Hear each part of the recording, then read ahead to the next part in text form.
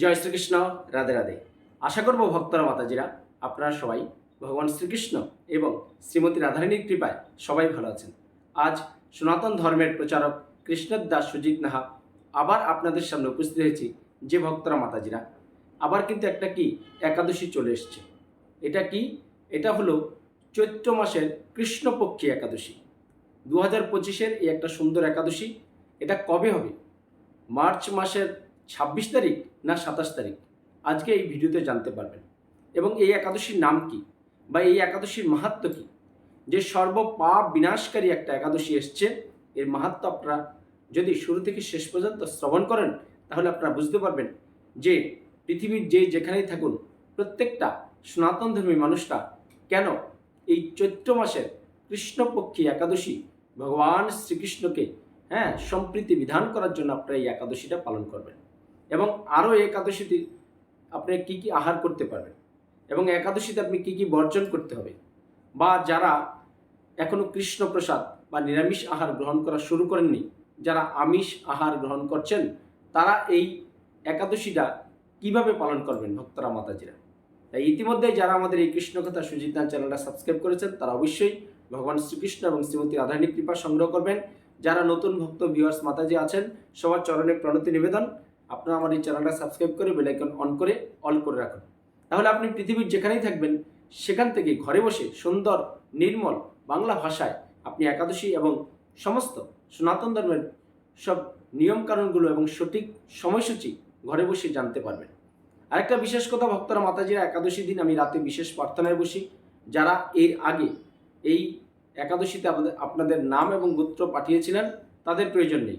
যারা নতুন ভক্ত ভিউয়ার্স মাতাজি আছেন তারা যদি আপনারা ভগবান শ্রীকৃষ্ণ শ্রীমতী রাধারানীর কৃপা সংগ্রহ করতে চান, আপনাদের নাম গোত্র আমার কমেন্ট বক্স বা আমার স্ক্রিনে ফোন নাম্বার আছে, হোয়াটসঅ্যাপে পাঠান।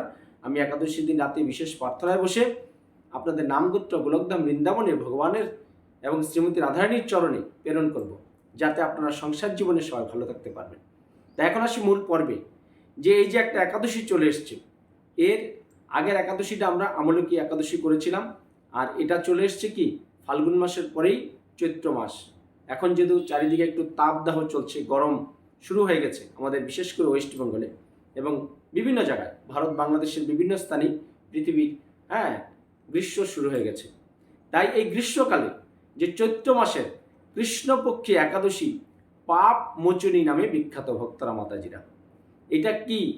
যে সর্বপ্রকার পাপ থেকে আপনি মুক্তি পাবেন এবং জঘন্য যদি অজ্ঞাত কারণে আপনি পাপ করে থাকেন, পূজনীয় ব্যক্তিদের কাছে, শিক্ষকের কাছে, গুরুদেবের কাছে, যদি অজ্ঞাত কারণে আপনারা পাপ করে থাকেন, আপনার জীবনের সমস্ত পাপ মোচন হয় বলেই এই একাদশীর নাম পাপ মোচনী ভক্তরা মাতাজিরা।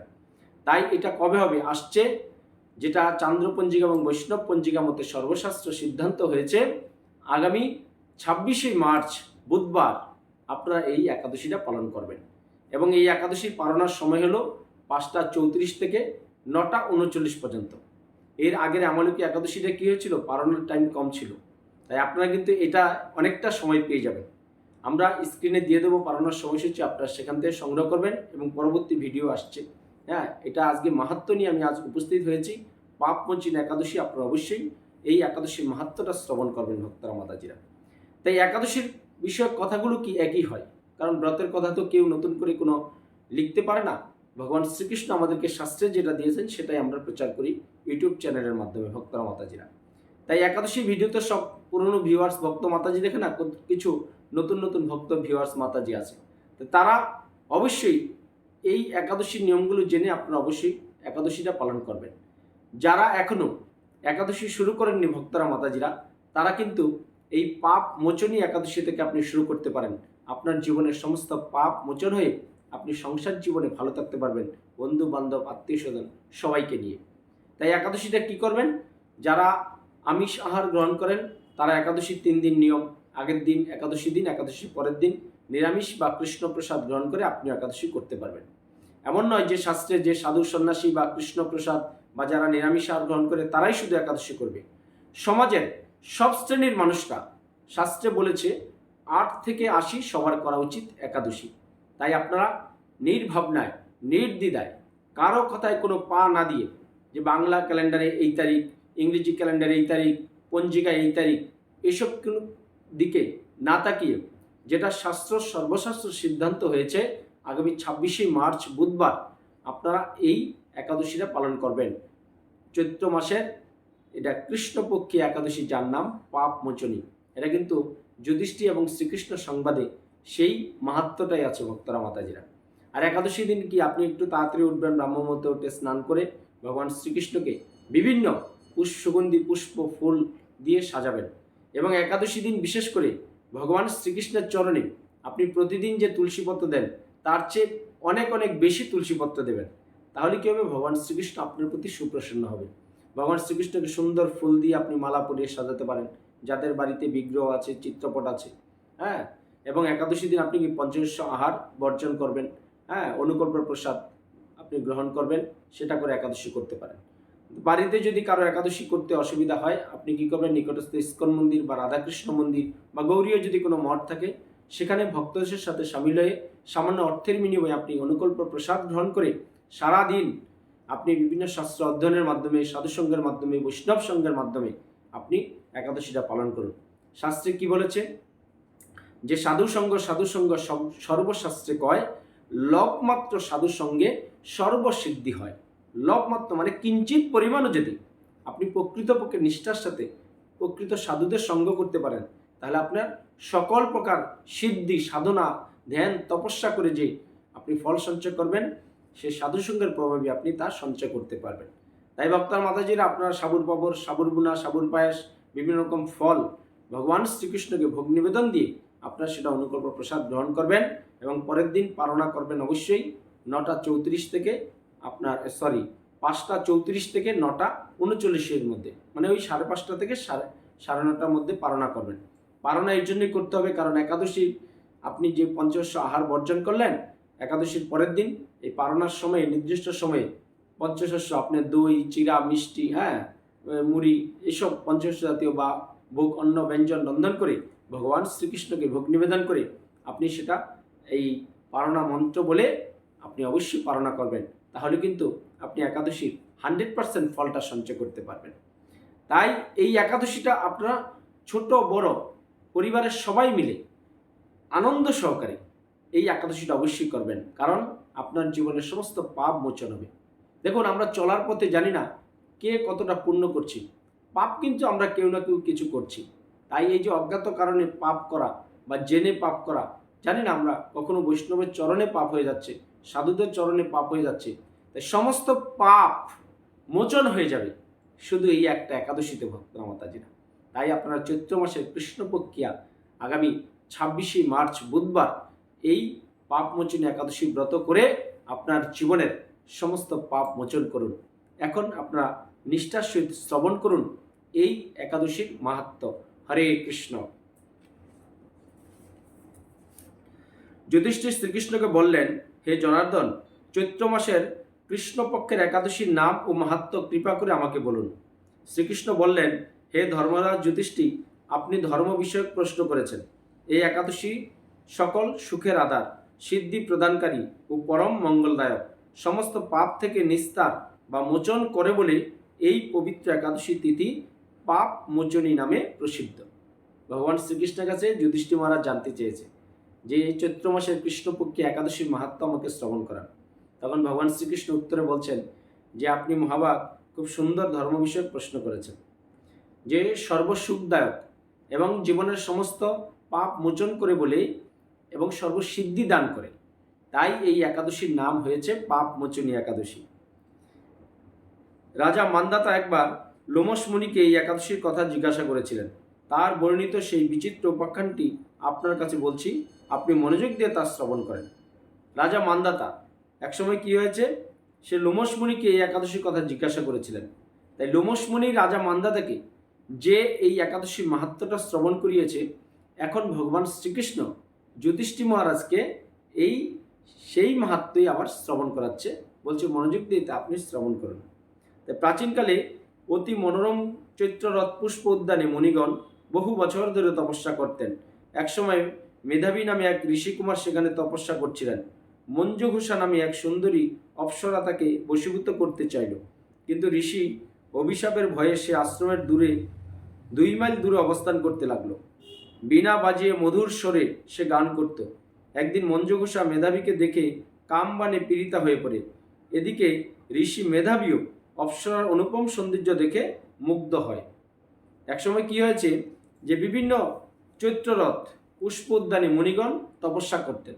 তাই সেখানে মেধাবী নামে একজন ঋষি তপস্যা করছিল, আর দূরে মঞ্জুঘোষ নামে একজন অপ্সরা স্বর্গের সুন্দরী ছিল। সে এই মেধাবী ঋষিকে দেখে তার রূপে আকর্ষিত হয়ে তাকে কামবান করছিল, মানে তার প্রেম, মানে তার সাথে মিলন হবে এরকম মনোভাব দেখাচ্ছিল। কিন্তু আবার ভয় আছে, হ্যাঁ, এই অপ্সরার মনে, যে ঋষি যদি আমাকে অভিশাপ দেয়। তাই 2 মাইল দূর থেকে সে মধুর সুরে বীণা বাজাচ্ছিল এবং গান করছিল অপ্সরা। তাই একসময় কি হয়েছে, তারা দুজনের কামে তারা কি হয়েছে, আকর্ষিত হয়েছে। তখন সেই অপ্সরা মুনিকে নানা হাব ভাব ও কটাক্ষ দ্বারা বশীভূত করে ক্রমে কামবশত মুনি সাধন ভোজন বিসর্জন দিয়ে তার আরাধ্যদেবকে বিস্তৃত হয়। এইভাবে অপ্সরার সাথে কাম ক্রীড়ায় মুনির বহু বছর অতিক্রান্ত হয়। দেখেন, এখান থেকে আমরা কি শিক্ষা পেলাম, যে খারাপের সঙ্গ দিলে খারাপ হয়, ভালোর সঙ্গ দিলে খারাপ হয়। ভালোর সঙ্গ দিলে ভালো হবে, খারাপের সঙ্গ দিলে খারাপ হবে। ভক্তরা মাতাজিরা, মুনি এখানে তপস্যা করতে এসছে, কিন্তু অপ্সরার সে কি হয়, কামে আকর্ষিত হয়ে সে কি হলো, তার সব কিছু আরাধ্য দেবতাকে বর্জন দিয়ে সে তার সাথে কাম ক্রীড়ায় বহু বছর ধরে লিপ্ত হয়ে গেল। মুনিকে আচার ভ্রষ্ট থেকে সেই অপ্সরা দেবলোকে ফিরে যেতে মনস্থ করলো। একদিন মঞ্জুঘোষা মেধাবী মুনিকে বলতে লাগলো, হে প্রভু, এখন আমাকে নিজ গিয়ে ফিরে যাবার অনুমতি দেন। কিন্তু মেধাবী তাকে কিছুতেই যেতে দিল না। হে সুন্দরী, তুমি তো এখন সন্ধ্যাকালে আমার কাছে এসেছো, প্রাতকাল পর্যন্ত আমার কাছে থেকে যাও। মুনির কথা শুনে অভিশাপ ভয়ে সেই অপ্সরা আরও কয়েক বছর তার সাথে বাস করলো। এইভাবে প্রায় 55 বছর 9 মাস 7 দিন অতিবাহিত হলো। দীর্ঘকাল অপ্সরার সহবাসে থাকলো মেধাবীর কাছে তা অর্ধরাত্রি বলে মনে হলো। মঞ্জুঘোষা পুনরায় নিজ স্থানে গমনের প্রার্থনা জানালে মুনি বললেন, এখন প্রাতকাল, যতক্ষণ পর্যন্ত আমি সন্ধ্যা বন্দনা না সমাপ্ত করি ততক্ষণ পর্যন্ত তুমি এখানে থাকো। তাই ঋষির সাথে অপ্সরা, মঞ্জুঘোষা থাকতে থাকতে কি হয়েছে, সে ভাবলো যে না, আমি তো স্বর্গ থেকে এসেছি, আমি স্বর্গেই যাওয়া প্রয়োজন। কিন্তু মেধাবী কি বলছে, এখন প্রাতকাল, আমার সন্ধ্যা বন্দনা না হওয়া পর্যন্ত তুমি যেতে পারবে না। দেখেন, 55 বছরের উপরে এই অপ্সরার সাথে সে কাম ক্রিয়া করছে, তার কাছে মনে হচ্ছে মাত্র ক্ষণিকের সময়। ভক্তরা মাতাজিরা, তাই মুনির কথা শুনে ঈশ্বর এসে মঞ্জুঘোষা তাকে বলল, হে মুনিবর, আমার সহবাসে আপনার যে কত বৎসর অতিবাহিত হয়েছে তা একবার বিচার করে দেখুন। এই কথা শুনে মুনি স্থির হয়ে চিন্তা করে দেখলেন যে তার 56 বৎসর অতিবাহিত হয়ে গেছে। মুনি তখন মঞ্জুঘোষের প্রতি ক্রোধবশত হয়ে বললেন, রে পাপিষ্ট, দুরাচারিণী, তপস্যার খরকারিণী, তোমাকে ধিক, তুমি পিচাসী হও। মেধাবীর শাপে অপ্সরার শরীর বিরূপ প্রাপ্ত হলো।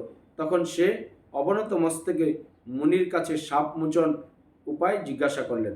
মেধাবী বললেন, হে সুন্দরী, চৈত্র মাসের কৃষ্ণপক্ষিয়া পাপ মোচনী একাদশী সর্বপাপ ক্ষয়কারী, সেই ব্রত পালনে তোমার পিচাসত্ব দূর হবে। তাই মঞ্জুঘোষা জানতে চাই যে আমার কাম ক্রিয়ায় যে আপনার কত বছর চলে গেল। তখন মেধাবী ধ্যানে বসে দেখলো 56 বছর অতিবাহিত হতো। তখন কি হলো, তার হঠাৎ সেই সাধনার কথা মনে পড়লো। তখন সে মঞ্জুঘোষাকে অভিশাপ দিয়েছে যে তুমি পিচাসী হও। পিচাসী হওয়ার পর মঞ্জুঘোষা জানতে চেয়েছে, এই যে আমি পাপ কাজে লিপ্ত হয়েছি আপনার সাথে, এর থেকে মুক্তির উপায় কি?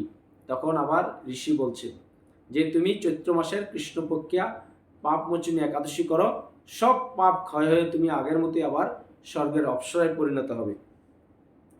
তাই পিতার আশ্রমে গিয়ে মেধাবী বললেন, হে পিতা, এক অপ্সরার সঙ্গদোষে আমি মহাপাপ করেছি, এর প্রায়শ্চিত্ত কি তা কৃপা করে আমায় বলুন। উত্তরে চ্যবনমুনি বললেন, চৈত্র মাসের কৃষ্ণপক্ষিয়া পাপমোচনী একাদশী ব্রতের প্রভাবে তোমার পাপ দূর হবে। পিতার উপদেশ শুনে মেধাবী সেই ব্রত ভক্তিভরে পালন করলো।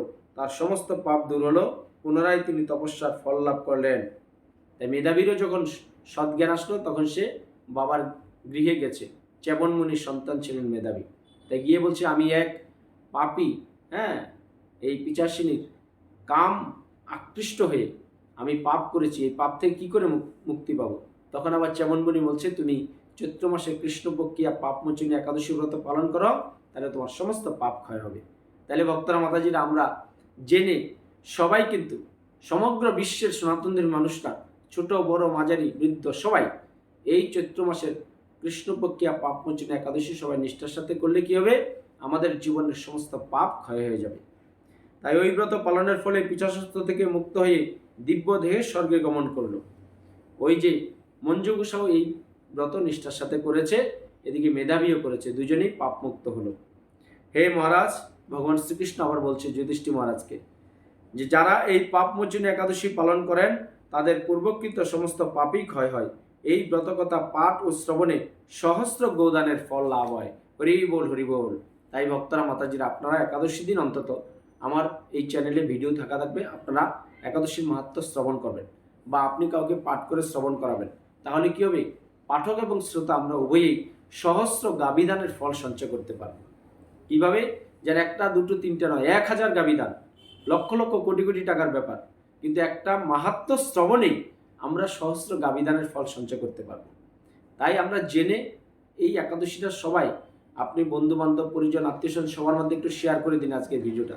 তাহলে আপনার মাধ্যমে জেনে তারা চৈত্র মাসের এখনো অনেক দিন আছে, আপনারা এই পাপমোচনী একাদশী পালন করে তারা সংসার জীবনে, এবং কি বলেছে ভগবান শ্রীকৃষ্ণ যে পূর্বজন্মে আমরা জানি না আমরা যে মানুষ হওয়ার আগে কোন জন্মে ছিলাম, কখনো পশু পাখি ছিলাম, কখনো কীটপতঙ্গ ছিলাম, কখনো হয়তো মানুষও ছিলাম অধজনিতে। হ্যাঁ, সেই জনিতে যদি কোনো পাপ করে থাকি আমাদের পূর্বজন্মের পাপও কিন্তু ক্ষয় হয়ে যাবে এই কলিযুগের চৈত্র মাসের কৃষ্ণপক্ষিয়া পাপমোচনী একাদশী ব্রতের প্রভাবে ভক্তার মাতাজিরা। তাই সবাই ভালো থাকুন, সুস্থ থাকুন এবং চোখ রাখুন আমাদের কৃষ্ণকথা সুজিত নাথ চ্যানেলে। পরিশেষে আমার সাথে বলুন জয় শ্রীকৃষ্ণ, রাধে রাধে। জয় শ্রীকৃষ্ণ, রাধে রাধে। জয় শ্রীকৃষ্ণ, রাধে রাধে। KBCS কৃষ্ণ ভাবনা কৃষ্ণ সংস্থার পক্ষ থেকে আমি সনাতন ধর্মের প্রচারক কৃষ্ণের দাস সুজিত নাহা সবাইকে জানাচ্ছি ভগবান শ্রীকৃষ্ণ এবং শ্রীমতী রাধারানীর আপনাদের আশীর্বাদ গ্রহণ করুন। সর্বদা হরে কৃষ্ণ মহামন্ত্র জপ করুন, সংসার জীবনে সুখে থাকুন। এই কষ্টসাধ্য মানব জীবনের একমাত্র সুখের রাস্তা হচ্ছে কৃষ্ণ চেতনা, কৃষ্ণ ভাবনা আপনারা সংযুক্ত করে আমাদের চ্যানেলটা অবশ্যই আপনারা সাবস্ক্রাইব করবেন, ঘরে বসেই সব কিছু জানতে পারবেন ভক্তরা মাতাজিরা। তাই কৃষ্ণ ভাবনা কৃষ্ণ চেতনা সংস্থার পক্ষ থেকে আমি আপনাদেরকে আরও জানাচ্ছি মালার মাধ্যমে জপ করুন, দেহ মন সব শুদ্ধ হয়ে যাবে ভক্তরা মাতাজিরা। এবং আপনি যাতে এই জগতে ভগবান শ্রীকৃষ্ণের সেবা করে যাতে মৃত্যুর পরে ভগবান শ্রীকৃষ্ণের অপাকৃত লীলায় অংশগ্রহণ করে আরও অপাকৃত সেবা আস্বাদন করবেন। তাই কৃষ্ণ ভাবনা কৃষ্ণ চেতনা সবসময় আপনার হৃদয় জাগ্রত রেখে এই যে কষ্টসাধ্য মানব জীবন আমরা পেয়েছি, এই জীবনকে যদি আমরা সার্থক করতে চাই তো অবশ্যই ভগবান শ্রীকৃষ্ণ এবং শ্রীমতী রাধারানীর সেবায় ব্রত হয়ে আপনি পৃথিবীর যেখানেই থাকুন আমাদের এই চ্যানেলটা সাবস্ক্রাইব করে রাখুন। আপনি সবসময় এই কৃষ্ণকথা সুজিত নাথ চ্যানেল থেকে আপনি সবসময় অপাকৃত ভগবান শ্রীকৃষ্ণের বিভিন্ন মাহাত্ম্য লীলা এবং যখন যেটা আমাদের সনাতন ধর্মশাস্ত্রীয় মতো হচ্ছে সেগুলো সব শ্রবণ করতে পারবেন।